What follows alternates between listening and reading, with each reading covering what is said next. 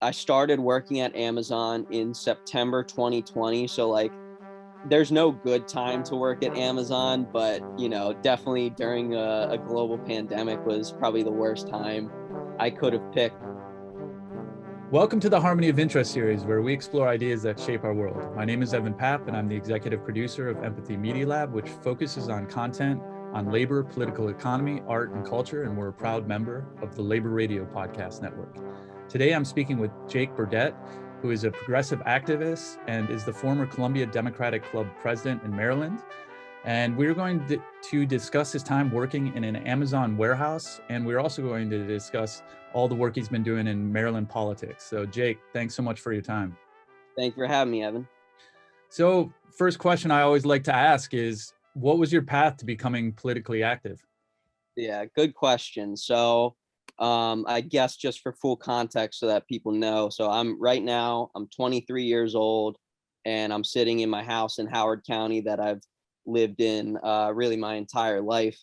And my path to politics is a bit a bit different than a lot of other people, especially a lot of other younger people who are politically engaged. A lot of times I meet other young people that are activists, like they got into it through their parents, or like they got into it when they were like 12 years old or something like that. But interestingly enough, here in Howard County, I grew up in a very apolitical family, or at least I perceived them as apolitical, because anytime they would like talk to me about a political concept, they didn't tie it directly to politics. So I didn't realize it was connected to politics. That's all to say, really most of my entire childhood, especially being in Howard County, which is the third wealthiest county in the country according to median income, and my family's not like rich, but we're definitely comfortable, where I never had to worry about lack of healthcare, lack of food.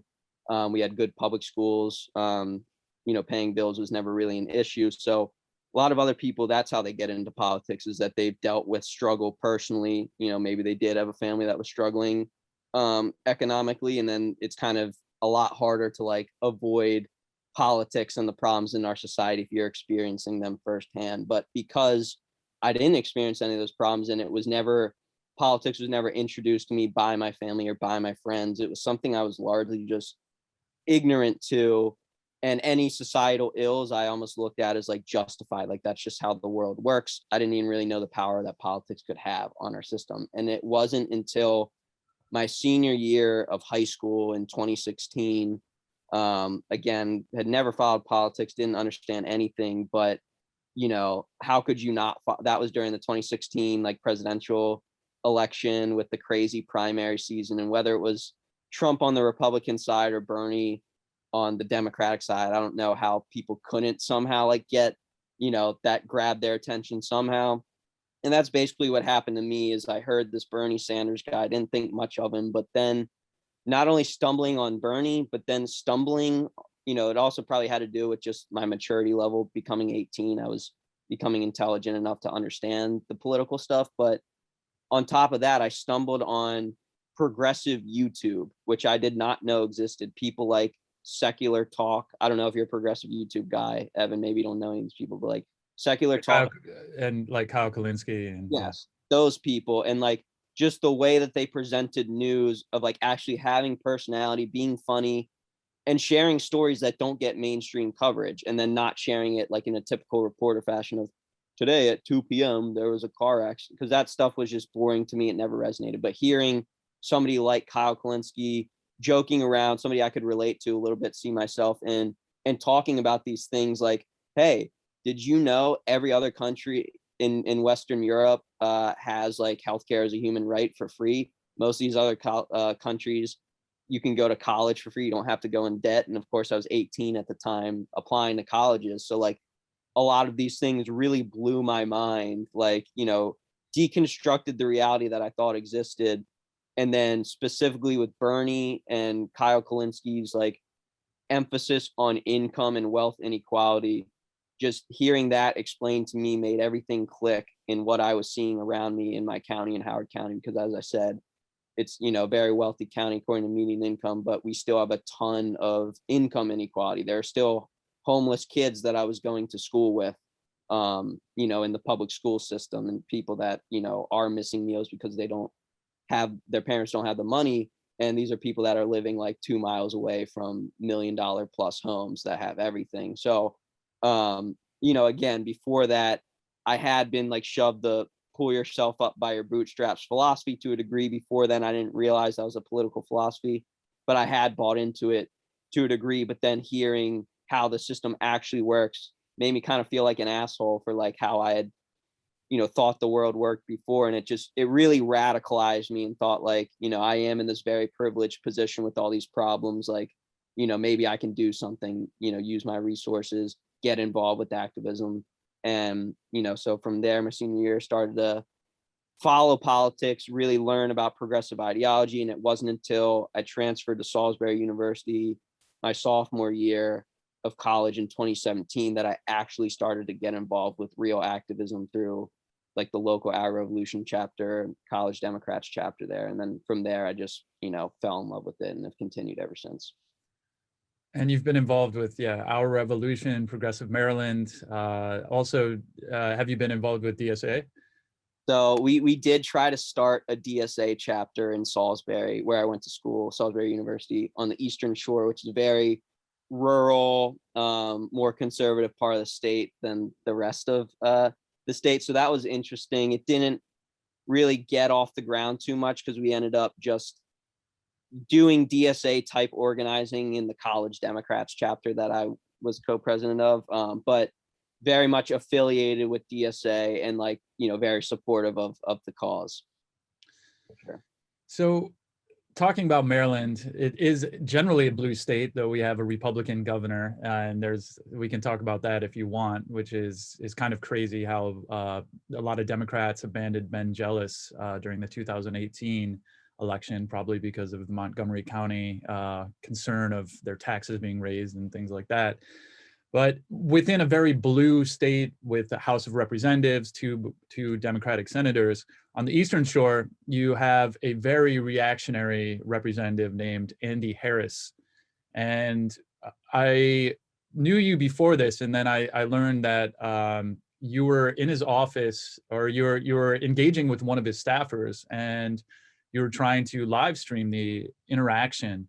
And could you just provide a little bit of a scene setter of what happened here? Yeah. So, as you said, Andy Harris, Maryland has 8 congressional representatives. Andy Harris is the only one that's a Republican. He got elected in 2010 on the wave of the Tea Party, and he's really kind of one of the leaders and one of the most extreme people in the Tea Party, which is saying a lot because that's kind of a requirement to be in the Tea Party, is to be extreme far right. But Andy Harris is legitimately one of the worst of the worst. The only reason he's able to be so bad and continually stay in power is his congressional district was horribly gerrymandered in the 2010 redistricting. Hopefully that gets fixed this time around. We can actually take him down. But, people might have seen Andy Harris in the news recently for trying to go into Congress with a gun, and it got flagged by the metal detector. So we got some bad press there, but that was recent. My interaction with Harris and my, kind of legal troubles with him happened in 2018, right before his 2018 reelection. And on top of being one of the most far right Congress people, he's ranked in the top 5 worst Congress people in the US on the issue of marijuana legalization specifically. And he has a long running vendetta with marijuana legalization groups because when the marijuana legalization activists got it legalized in DC for recreational use, Andy Harris used his power to put an amendment to water it down to make it so that there has to be this arduous and complicated loophole where they technically can't sell marijuana, even though it's legal for recreational use. So there's a loophole where you have to like buy a $30 pair of flip-flops that comes with a gift of $30 of weed. There's like a loophole, so they're not technically selling the marijuana. That exists because of Andy Harris. So that's all to say he was a huge target of marijuana legalization protesters.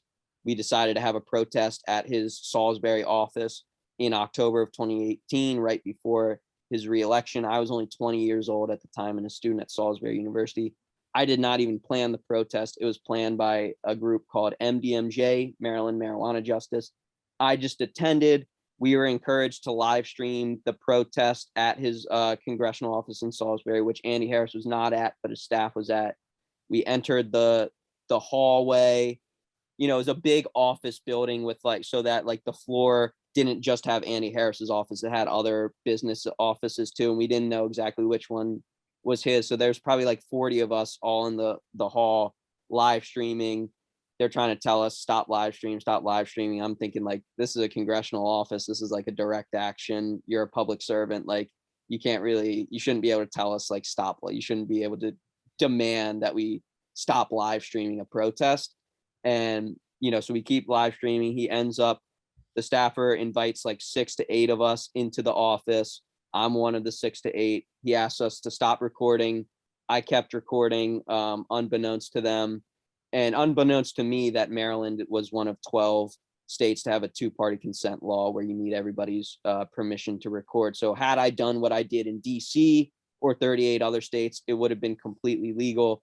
Nonetheless, Andy Harris and his office decided after this day to press 2 felony charges against me for wiretapping, and I was facing a total of 10 years in jail. It was an unprecedented use and very controversial use of the state wiretapping law. It had never been used by an elected official against a constituent protesting them in this way. So it potentially could have set a really bad precedent, or potentially I could have won the case if I fought it because it was so controversial. But considering how rigged I know the criminal justice system is, and that I was facing 10 years and 2 felony charges, and I was only 20 years old at the time and seemingly had a decent future cut out for myself, my lawyer and I decided it was not worth the risk to try to fight the case in court and take that risk.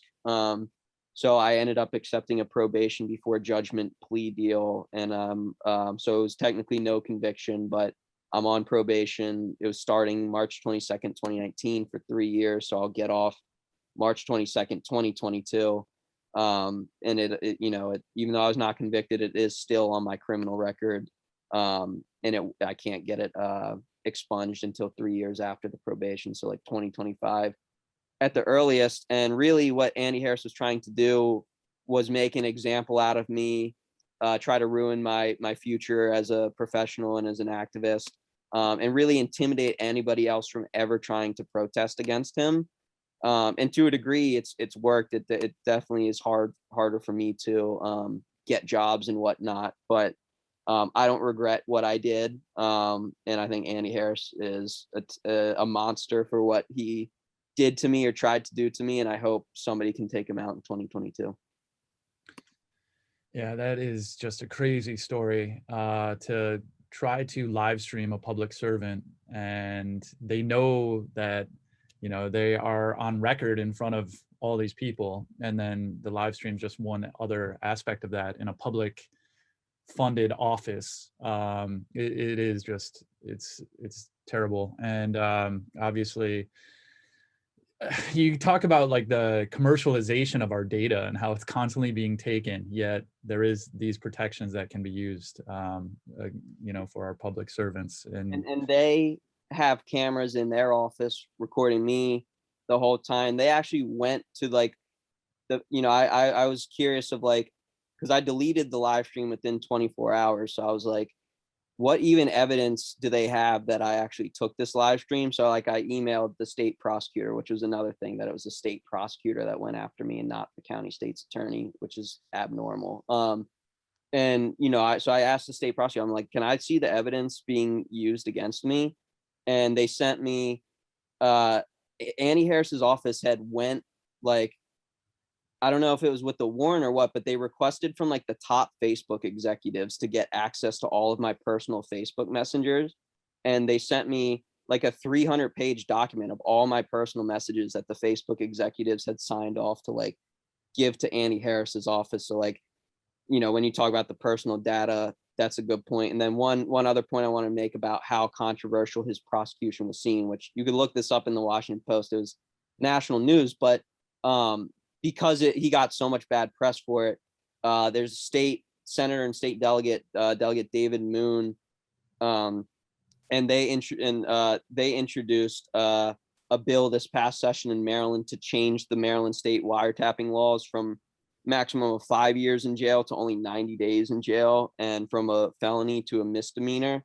The bill unfortunately did not pass, but they asked me to testify, and like a big reason that they're introducing that bill is because they saw through my example how badly it can be abused. And then also, like, the wiretapping law was already controversial. You can't record somebody without them having permission. Well, what if you're trying to record somebody in the act of a crime or doing something bad they would never do on camera? So this happens a lot of times with abuse victims who secretly record their abuser abusing them, and then they try to submit that in court as evidence, and then they're actually the ones that get charged with a criminal thing. So it's also a domestic abuse bill as well, but hopefully that can actually get passed next year. Wow. And just one more follow-up question. So the Attorney General, Brian Frosh, it was his office that was... No, so there's the Attorney General, and then there's the county state's attorney, which usually handles local cases. And then there's the state prosecutor, which is another office. The state prosecutor that went after me was a guy named Emmett Davitt, who's now retired. He was appointed by Martin O'Malley, who did a lot to contribute to mass incarceration in the state of Maryland. And the reason I even knew about the state prosecutor thing is because the ACLU and Real News Network had reached out to me about it, because they had been following this Emmett Davitt guy for years, because the role of the state prosecutor, which I didn't realize until this case, state prosecutor is specifically supposed to be like a watchdog on people of power. It's supposed to go after when elected officials and people in positions of authority are abusing their power. So in other words, it's supposed to be going after guys like Andy Harris, not protecting guys like Andy Harris. But the state prosecutor, Emmett Davitt, had a long history of politically motivated prosecutions going after regular people like myself, trying to hold power accountable or trying to blow the whistle about certain things. And I would encourage you, Evan, and everybody listening, the Real News Network just released a documentary called The Friendliest Town, about a scandal in Pocomoke City, a small rural Eastern Shore town right by me in Salisbury, actually, where they have a good old boy policing system.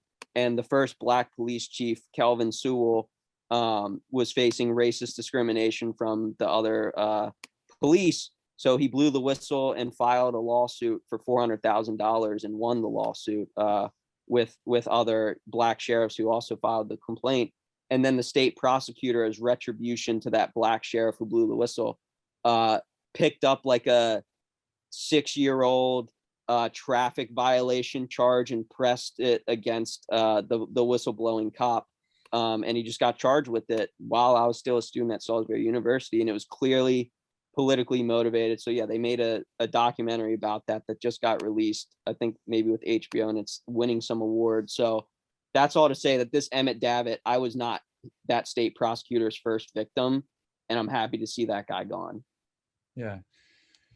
And just one other follow-up question, because the medical examiner in the George Floyd case was the chief medical examiner in the state of Maryland, and they're starting to reopen a lot of cases on questionable police shootings on victims and whether the chief medical examiner fabricated evidence. And I'm just wondering if this state prosecutor was had any connection with that guy.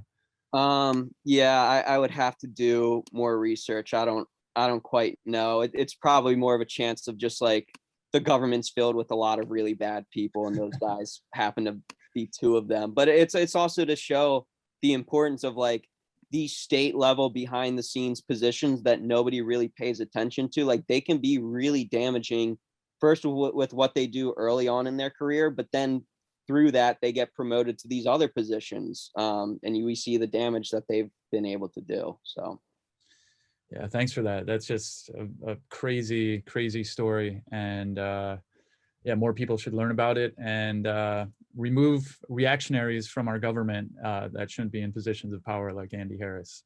Yep. So turning to Amazon, what was your experience working at Amazon? Where were you working? And let's begin with that.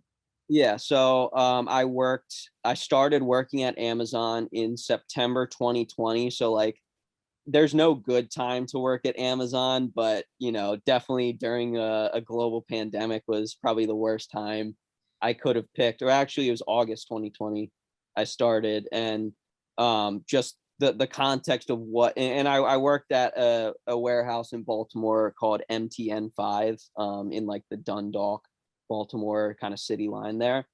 Um, and just the context of why I was there in the first place. I wasn't, I graduated college in May 2020. I wasn't dying to graduate and then work at an Amazon warehouse. But the reason I did that is because of what we just talked about with Andy Harris going after me. Even though I was not convicted, I'm still on probation. It still shows up on my criminal record, and therefore it also shows up on background checks at jobs. So because of that, like I can't even work at like DoorDash and Grubhub. I get turned down due to my quote unquote criminal history. So that's all to say, even though I have a college degree and, did quite well in school and, have a decent resume, just because of that scarlet letter, on my criminal record, it makes it very hard for me to find gainful employment. And Amazon was one of the few places that does, they're an equal opportunity employer. So they do hire people with charges depending on what they are. And mine wasn't anything violent. I didn't steal anything. So I was just basically in a desperate position with not a lot of options. And at the time, I was just looking at it as a temporary job. I didn't need anything full time. So I picked that up thinking, hey, $15 an hour, how bad could it actually be? So I started working there, and, I can speak to the general conditions. It is really backbreaking labor. I worked at a sort center, not a fulfillment center, so I can't speak universally to what everyone's Amazon experience is like. But my experience, Could you talk about the difference between those two? yeah, to the extent that I think the fulfillment center, I believe, is the people who like take, if you're getting a piano or something, they're the ones who take the object and actually put it in the box and like tape the box, and then it gets sent to someone. Whereas a sort center, we're not dealing with objects, we're only dealing with boxes, things that have already been packaged, and then we like sort, comes off a conveyor belt. You have to look at the label, see, what zip code or what area it's supposed to go to, and then that corresponds with the pallet that you bring the box to. So it's very, it's nothing like it's not huge amount of mental labor. But some of those boxes are extremely freaking heavy, and they want us to stack those pallets like 80 inches high. Usually like tall, basically taller than me. I'm not the tallest guy. I'm like 5'6", 5'7", but still, they want, so like sometimes you have to lift an extremely heavy package like kind of above your head, and that's just not good for you. It's not good for your back. They tell you like, lifting tips of how you're supposed to do it properly, but it's like, no matter what, if you're repeatedly lifting very heavy things many times over and over and over again, it's gonna take a toll on your body. And the scary thing is for me is I would finish shifts sometimes. Like, don't get me wrong, I appreciated the money as somebody who like worked at Domino's in high school for like $8.25 an hour. Like it was nice. I'm getting almost double the pay, but I would finish shifts and seriously question whether it was worth the long-term toll that it would take on my body. And keep in mind, I was like a 22 or 23-year-old, like, not the strongest guy in the world, but I'm not overweight. I'm not really out of shape.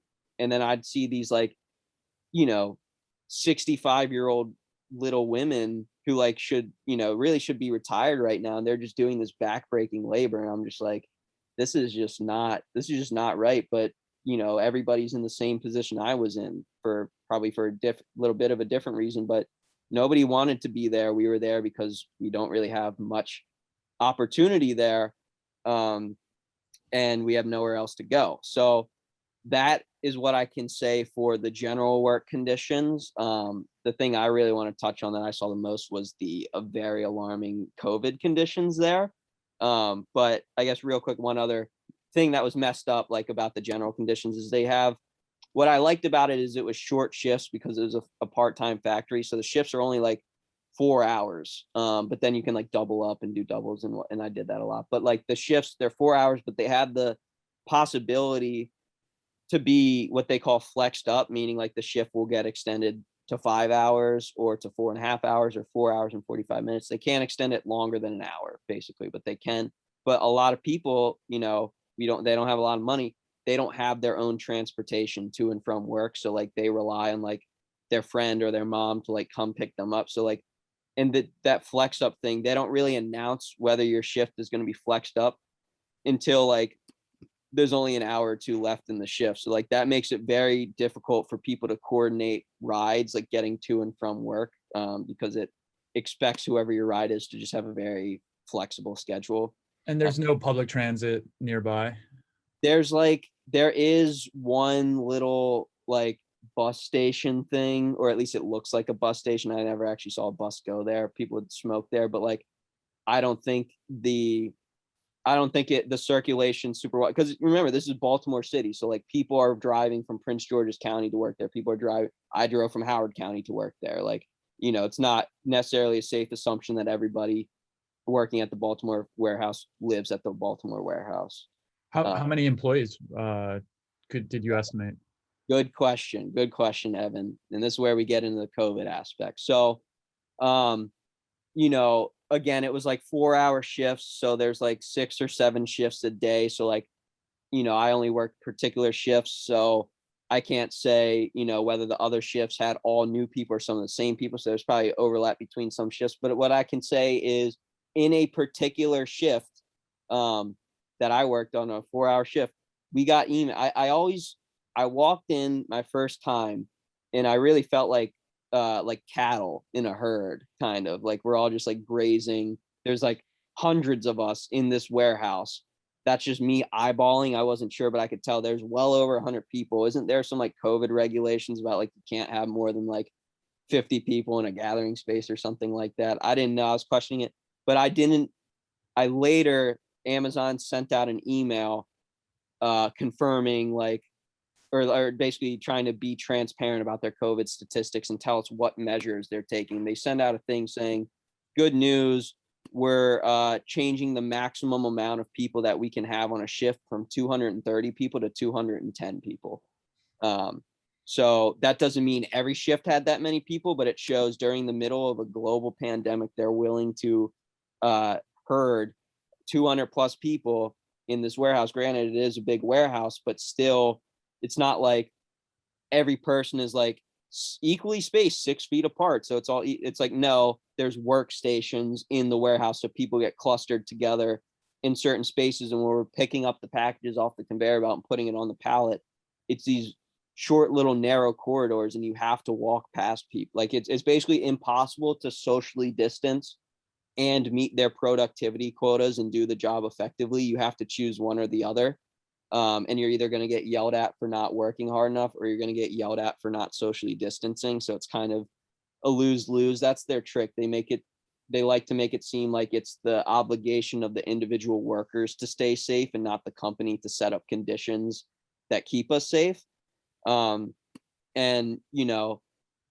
so with that setup in mind, if there's hundreds of us working at one time, you might not be surprised, Evan, to learn that, so they did a sneaky thing. We have an app at Amazon that you can clock in and clock out from, and then they can also like communicate, send you little messages.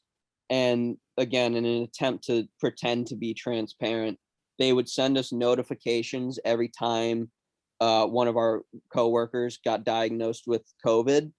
But it would say, hey, we just want to let you know individuals at the MTN5 factory have tested positive for COVID. So it'll say individuals. It won't tell you how many people tested positive, but at least one person tested positive. Could it be 1? Could it be 5? I don't know. And then it'll tell you they were last working from March 7th to March 18th. So they'll give you like this huge time window. So you can't really like determine whether you even worked a shift with that person and if you should be worried or not. But I'm telling you, Evan, we would get, especially towards the end when I stopped working there, we were getting these notifications about coworkers getting COVID more than once a week. People were getting diagnosed with COVID. And in fact, one of basically my last week there, a coworker of mine told me, hey, Cindy over in Small Sorts, she died of COVID. Like she got COVID at the warehouse and she died. People are talking about like they need to shut this warehouse down. And like that never happened. It didn't get shut down, but just to show like how bad it was at my warehouse. And, the last kind of bombshell detail that I can think off the top of my head is they do take your temperature to before you enter the building to make sure you're safe or not sick.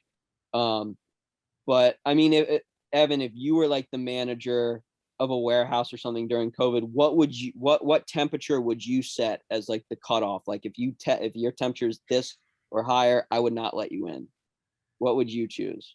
I mean, slightly over, what is it, 98.7, I guess, and if you're feeling maybe like 99.7 or something. Yeah. Evan, their cutoff, and they had this written on a sign, their cutoff was 100.4 degrees. If you had 100.3 degree temperature in the middle of COVID, they would let you in with hundreds of people to work. And this is where the conspiracy theory gets in, but the temperature thing that they used was like an infrared camera. It's not like a temperature stick that they put in your mouth. And like people say that those are like calibrated like a little bit lower than the average. So even already it was like preset to be a little bit lower than their actual temperature. And then they still set an incredibly high limit of 100.4 degrees. So I mean, that should explain that's why these COVID cases are happening. And I'm sure that's probably a uniform policy at all their warehouses.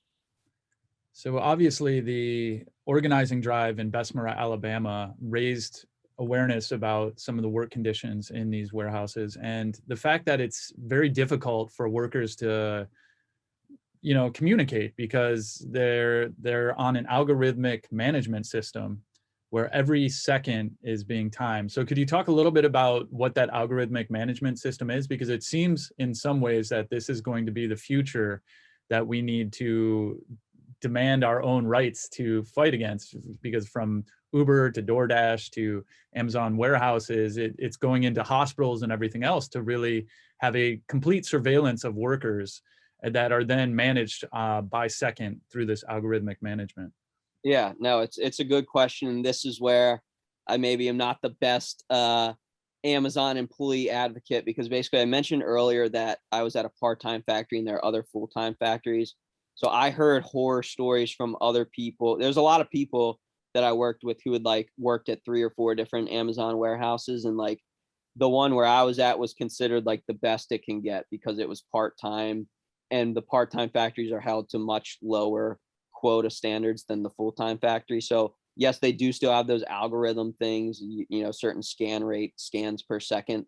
They do hold you to that to a degree, but it's not nearly as strict at the full-time factories. But that being said, they are still basically monitoring like your every move, and there's cameras everywhere, and like they have really there's so many managers, so it's like even hard to kind of find a private place to talk sometimes.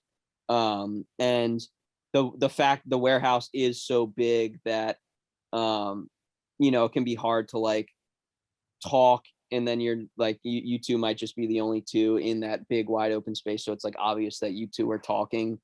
So it can be hard to find privacy, but it's probably much harder at the other ones. But what I find difficult is just like, I'm no expert on unions, but starting this job, that was something on my mind because I knew an Amazon warehouse had never been organized. So I was like, maybe I could try that. I ended up deciding not to do it just because I feel like to take something like that on, one, you have to commit, like this is going to be my long-term job. I'm going to have this for a while, and I didn't know how long. And then also like, you got to be very social, like, because I think to form a union, you have to get a certain percentage of the employees to like sign a card saying we want a union vote to happen. And when there are like hundreds or potentially even thousands of people at your warehouse, that means you have to talk to a lot of people. And there are like different, there's different communities. There's like, the Spanish speaking community who like kind of keep to themselves a lot. There's, the Asian American community that, kept to themselves a lot.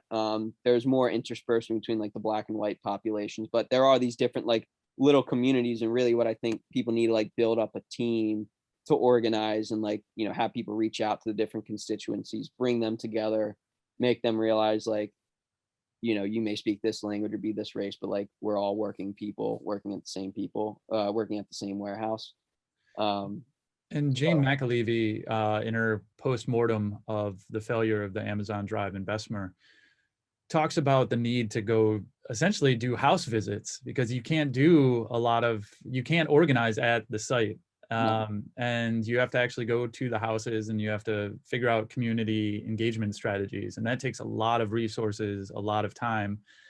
And being a part-time warehouse, that also means that a lot of these folks are just there to supplement maybe another job or another income. yeah. And a further aspect of this is that Amazon has created excess capacity in their warehouses so that they can shut down one warehouse and then scale up another if workers organize and demand too many rights. So there is also that aspect going on as well. So I wasn't aware that you were in a part-time facility. I'm sure there's facilities not too far away that are full-time. And if they start agitating too much, they can move more business to the part-time and actually just fire everyone who's even thinking about unionizing. And I appreciate you telling me that, because I did not realize that was strategic on their part, that they purposely do that to like leverage the warehouses against each other. But it makes complete sense, because like at my warehouse, in like it's like a warehouse yard kind of in Dundalk, and there's like two other Amazon warehouses that are right next to us, and I always wondered like why did they do that? But that's probably why they did it, so that if workers at one Amazon warehouse get uppity, they can just can everybody. And that's one aspect. Obviously, they have the ability to surge and things like that. But I think another benefit of that infrastructure is to be able to continue making money on the exploitation of labor and reducing labor costs. And touching on something else you said, like one thing that I found so interesting was like, I was really desperate for a job because of the criminal record thing. I was getting turned down. And then I heard that Amazon doesn't do background checks, or like that they'll hire people with records. But then I went and I applied. You don't even have to submit a resume, and you don't have to do an interview. So like they will hire literally anybody. And I realized like what their strategy is like throw everything into the meat grinder and see what survives. Like probably half of their workers don't even like last longer than 2 weeks, but it's like they don't even care. It's like just bring in more and more and more people. Eventually some people will stay. And the people who stay for a few years just use all their energy, grind them up, and then when they have no back left, you don't have to worry about their healthcare or pension or anything like that anymore. And there were no additional benefits outside the $15 an hour, presumably. There is benefits, yeah. But you had to work there for a certain period of time and like transfer and like do a drug test, and like some of the things don't kick in until like you've worked there for 3 years. So it's like, I'm 23, I'm on my parents' healthcare. So like, I wasn't like literally I have so little trust for Amazon that I don't even trust like paying into 401k for them. Like I think I might just never see the money again. So I didn't do any of the I couldn't speak to if they're actually good. They're probably not that great. Yeah, and if healthcare and those things kick in 3 years and the average employee's tenure is 6 months, that doesn't make a whole lot of sense either. But exactly. But I will say on the Bessemer thing, like I was trying to, because that's the other thing about like what the time it takes to build these unions, is like you can't just go up to somebody and say, hey, you want to join a union? Like you have to build an actual relationship and like build that trust with them, so it seems like genuine, because this is big commitments. People are potentially risking their jobs to do this. So yeah, I just I was trying to like have those preliminary conversations, knowing I didn't have the time to actually build a union, but still just wanting to test the waters. And like at first when I went there, I saw how many people worked there, and I was like, I'll never be able to like unionize. But then the longer I worked there, it's like almost on a daily basis, I'm just walk by 2 random coworkers and they're like complaining about how shitty things are. And like people are aware that this place is owned by the richest guy in the world. And like, even the beyond the COVID condition, just like the scanners and the technology we use like was shit. And it's like, you guys have the money to do this. But, I would always try to bring up the unions to people, and, especially when the Bessemer thing was happening. And like, honestly, it seemed like a lot of people want change, but they don't know how to get it. Like that, and unions have kind of been like, they don't teach you about unions much. So it's like hard to get introduced to it. And like a lot of people didn't seem aware that the Bessemer thing was really going on. So, I would have wished that that had maybe served as like more inspiration. But I saw like another local factory, BWI5 here in Maryland, like they did a protest. So clearly the Bessemer thing, even though it wasn't successful, it did start a movement, I think, and we are going to see other warehouses start to try to unionize. And if they did it in Alabama, like, you can do it in Maryland. So as we kind of close out this spotlight on your work at Amazon, final thoughts on how the public can support Amazon workers? Yeah, so there was a big thing going around. People were like saying boycott Amazon. I don't think that's actually what Amazon workers are advocating for. Really, probably the best way that you could help is, we need people. Again, I said there's a lot of people at that warehouse who want things to get better, but just don't really know how to do it. If you're watching this and you're an experienced like labor organizer, like, consider starting to work at an Amazon warehouse and salting the factory. Salting is when they like start to like prep the workers, tell them about unions. Like, do that if you have the privilege and the ability to be able to do that. Like these people, they got to get organized. And if there's any corporation that needs it, it is Amazon right now. So I wish I had more helpful. I guess I could plug the groups that I do know are working on this stuff. And that is, there's a national group called Amazonians United. That was actually what first got me interested in organizing at an Amazon warehouse. And like, they started in Chicago at a Chicago warehouse, and they actually won like paid time off during COVID for the entire country, just through their one warehouse. They didn't unionize, but I think they're definitely working on that stuff. But if you Google Amazonians United, you'll see articles about them. So if you can donate to that group, that would be a good way. But yeah, really, it starts in the workplace, unfortunately. So if you know any Amazon workers, and they don't know anything about unionizing, maybe you can try to help them. But yeah, we need a lot of people to do this. And just one other point to make, because I've taken a lot of lessons from Jane McAfee, and one of the things she talks about is that transportation and logistics is a strategic industry like education and healthcare. And if those three industries could ever work together to do a work stoppage, you could shut down this country and really leverage the worker power to be able to influence the decisions of the bosses and of the owners of capital and finance capital. So something to take a look at. This is obviously going to be a long-term project. You go back to the Old Testament, and one of the first labor strikes is the Israelites leaving Egypt as slaves. So this will be with us, in the future, and it's a long-term struggle. So I really appreciate you sharing that. One last point I'll make on that is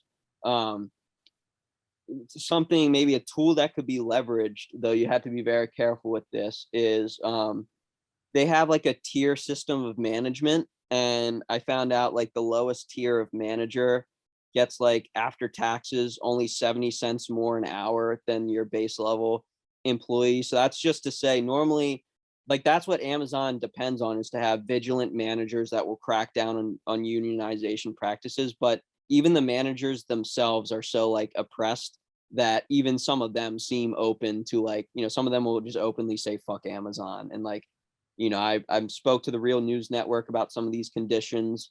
I don't know if the story will actually come out or not, but I had like a manager of mine also come speak like on the interview, because again, the managers are being treated like shit too. So that could be an opportunity, as if we could turn the management class against the actual management class at Amazon. Yeah, and just another side note that I followed in Bessemer was that when they were trying to organize the workers, there is that like mid-tier manager that they didn't know whether they would actually be counted as an employee, or that they would actually be seen as management, because it takes like a certain level of authority to actually be technically a manager within the National Labor Relations Board. So all these different strategies by Amazon is why they're so successful at preventing any type of organized labor. Yep. So turning our focus back to larger questions of Maryland organizing and politics, as mentioned, you've been involved with Democratic Party politics, Progressive Maryland, Our Revolution, and DSA. So could you talk a bit about your vision? There's Our Revolution. Yeah. Beautiful state of Maryland. And where are you putting some of your efforts and energies to educate, organize, and mobilize the left in Maryland? Yeah, it's a good question. So I think my evolution in politics is similar, at least after I got involved with politics, to a lot of people. And I'm starting to learn from like some rookie mistakes. And that is like, as I said earlier, I got into it through the Bernie Sanders movement, AKA national politics, and like learning about Medicare for all, learning about Green New Deal, learning about, ending the interventions that were in overseas, all of that good stuff. And then, I felt like, oh, I know all this. I'm a genius. I can run for Congress or something. But, then you start to realize like you actually have very little effect on like national politics, and like congressional races are so huge. Like, even if you door knock every single day, you alone, it's going to be tough to make an impact. Or even if you have your own organization, it might be tough to like single-handedly flip that. And, so kind of my next step after that, I interned in the state legislature in 2019 for State Senator Paul Pinsky, which you might even live in his district. I have an interview with him a few weeks ago. Awesome. Yeah, good dude. And through that, I learned about the whole new world of state politics and the Maryland General Assembly. And, I had been involved with like state Democratic Party politics. And I just realized like from that, I organized around issues like Fight for 15. This past session, there was a bill called the Maryland State Essential Workers Protection Act, which would give essential workers like warehouse workers hazard pay, extra $3 an hour, because Amazon did do that in March and April and May of 2020, and then stopped paying hazard pay, even though the pandemic was only worse. So I've advocated on these couple bills, and just through that, I've learned like, wow, you can really have like a much bigger impact on the state process and these state elections than you can on this national stuff. Not to say that the national stuff isn't important. Shout out to Michaela Wilkes running for Congress. Shout out to my Medicare for All activists with the Maryland Progressive Healthcare Coalition. It's all extremely important, but I liked seeing that I could actually look at the effects of the things that I was working on. And so I got into like state politics for a while. And then once I graduated in May 2020, I left the Eastern Shore at Salisbury University, came back here to Howard County,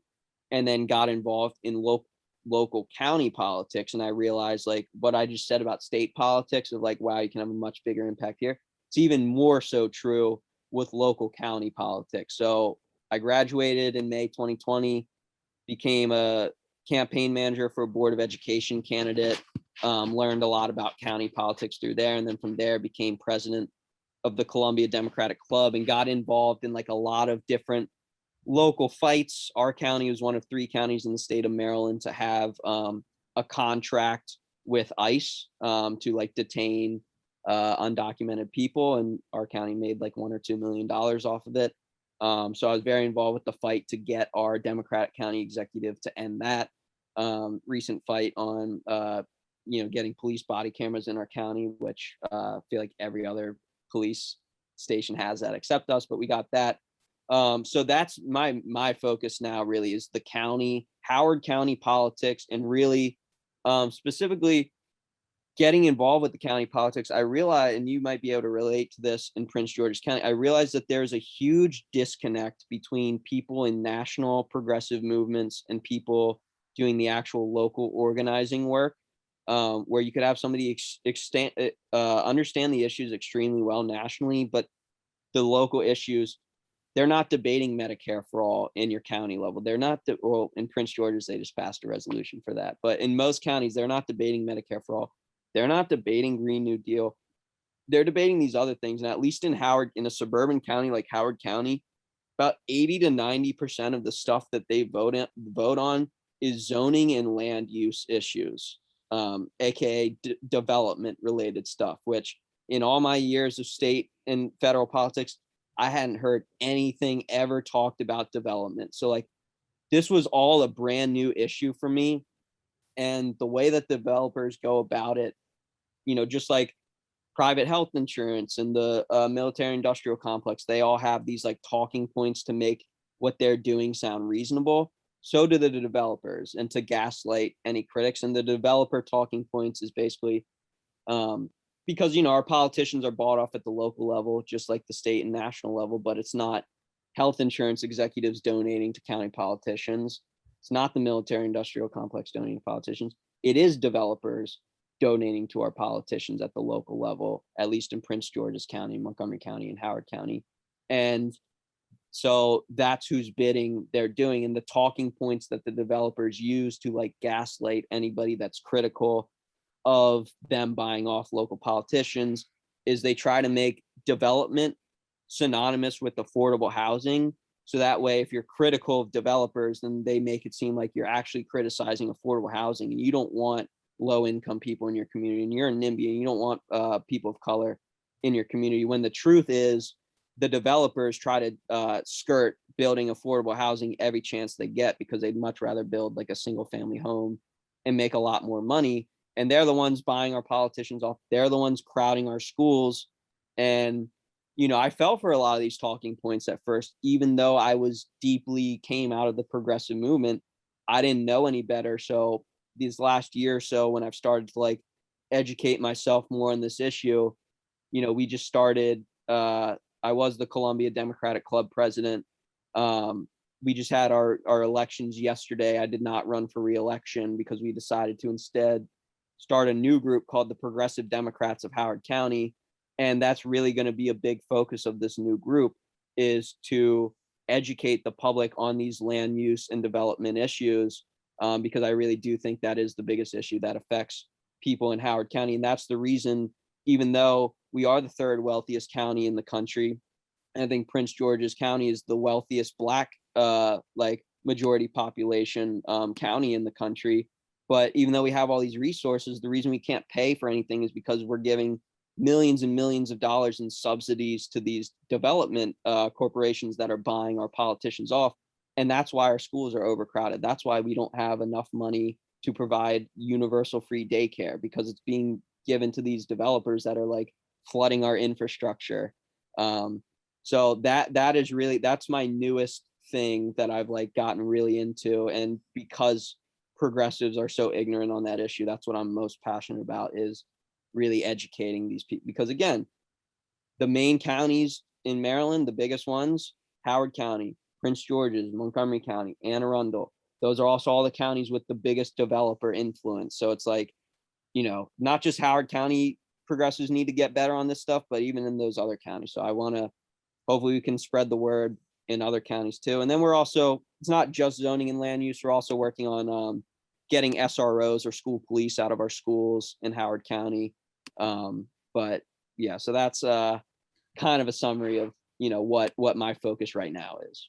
And obviously, like, the whole local county municipal is being ran on property taxes. They may have a very small sales tax, but most of it comes down of like who owns the property, who's paying the taxes, and then you're funding schools and everything else through what's left of that. And it is one of the most important ways to kind of understand, how you educate the people in your county and things like that, is to look at that organizing principle and to see where are taxes going to come from these developers that are coming in. And if you just say, we're going to give you 0% financing and we're not going to charge you property taxes, then that means other people are going to have to carry the burden of funding schools and things like that. Yeah, and on the topic of, and I know this has been a long interview, I can talk a lot, sorry, but on the topic of the local municipal elected leaders, see, this is when I get jealous of people in Prince George's County and other counties, because Howard County is one of two counties in the state of Maryland. The other one's Baltimore County, where we don't have any incorporated municipalities, meaning no local city elected officials, no mayors. We have a county of over 300,000 people. That's the third wealthiest in the country.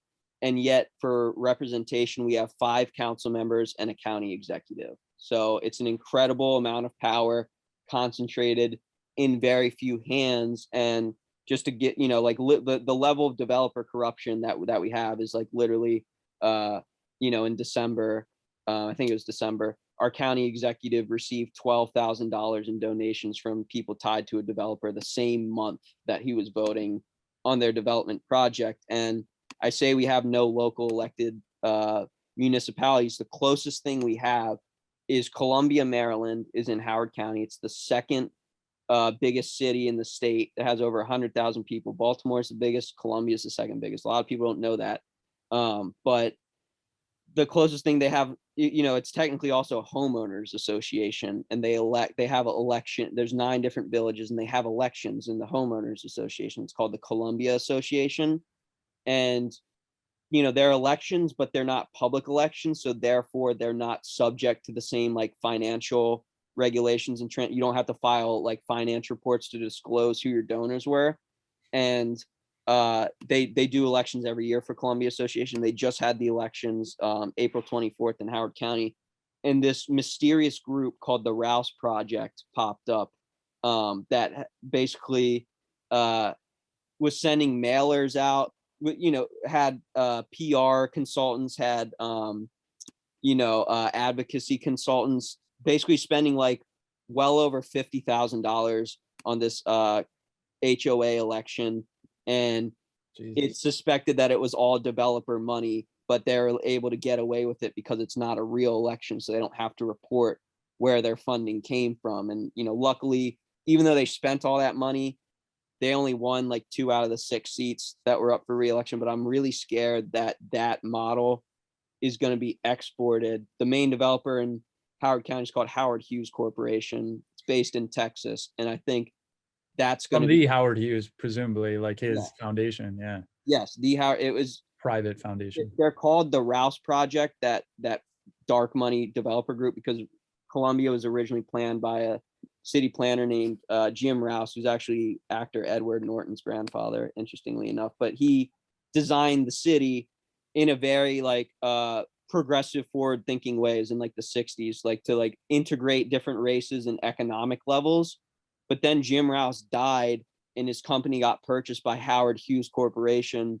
And people try to pretend like Howard Hughes Corporation still has the same benevolent values as Jim Rouse, which it just completely doesn't. It wants to maximize profit because it's corporate. So it was Howard Hughes that was funding this Rouse Project group, but they're really bastardizing the name of Jim Rouse and trying to make it seem like, no, we're not trying to get developer friendly candidates on. We just want a more diverse board. And that's their tactic, is weaponize diversity and equity rhetoric for a policy that does the very opposite. So it's pretty evil on their part.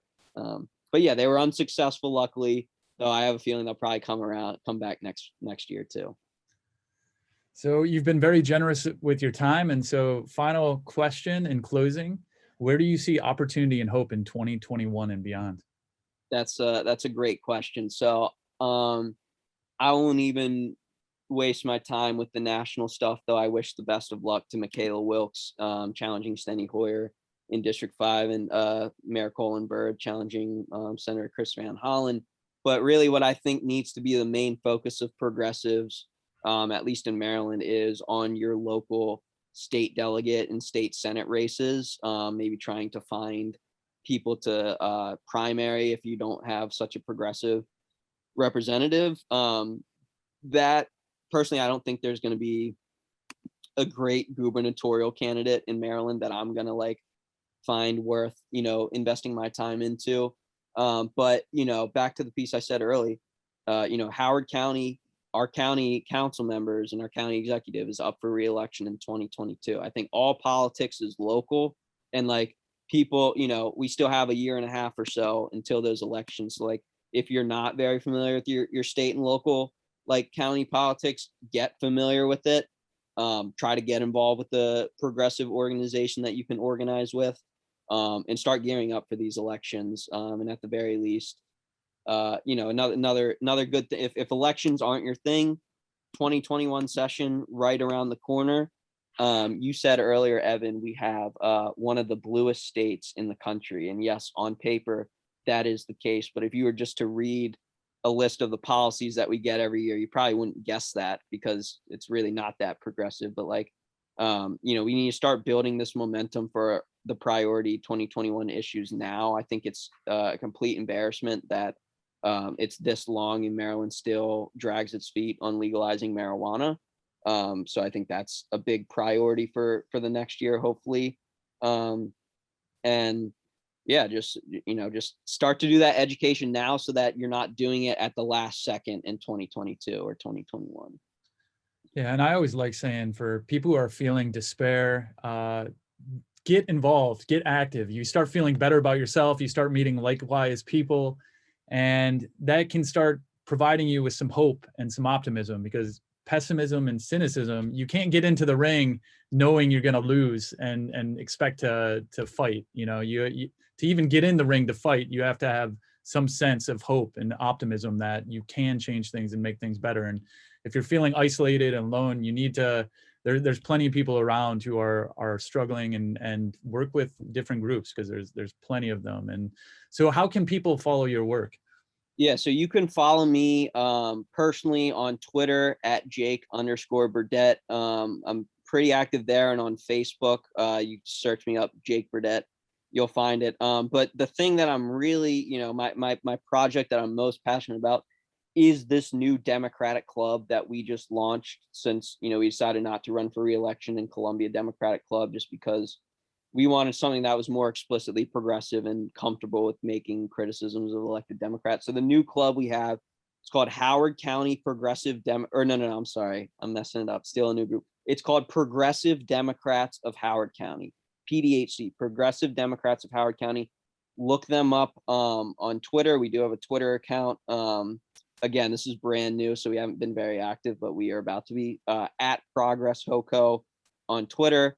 You can look us up on Facebook as well, and check out our website, hocoprogressives.com. You should be able to sign up on our email list there. But yeah, we're really about to get moving with this public education on the development issues, taking action towards removing police from schools.